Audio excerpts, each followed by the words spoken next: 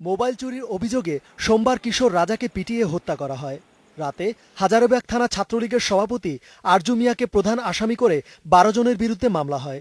সে রাতেই আরজুকে গ্রেফতার করে র্যাব। বাকিদের ধরতে আরজুকে সাথে নিয়ে অভিযানে নামে র্যাব। সে সময় আরজুর সহযোগীরা র্যাবের উপর গুলি চালালে সেই গুলিবিদ্ধ হয় বলে জানিয়েছে র্যাব। ভোরে ঢাকা মেডিকেল কলেজ হাসপাতালে মারা যায় আরজু। র্যাব জানিয়েছে রাজাকে পিটিয়ে হত্যার বিষয়টি স্বীকার করে আরজু। তবে র্যাবের সাথে গোলাগুলিতে আরজুর মৃত্যুকে ষড়যন্ত্র বলছে তার স্বজনরা।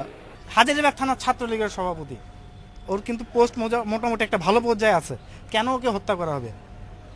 নিশ্চয়ই ওর কোনো শত্রু আছে, না হত্যা করা হইতো না। একটা টোকাই বা ড্রাগ অ্যাডিক্টেড এই ধরনের ছেলের মৃত্যুর জন্য বা অ্যাক্সিডেন্টাল মৃত্যুর জন্য একটা ছাত্রলীগ থানা প্রেসিডেন্টের মৃত্যু ক্রসফায়ার হইতে পারে না।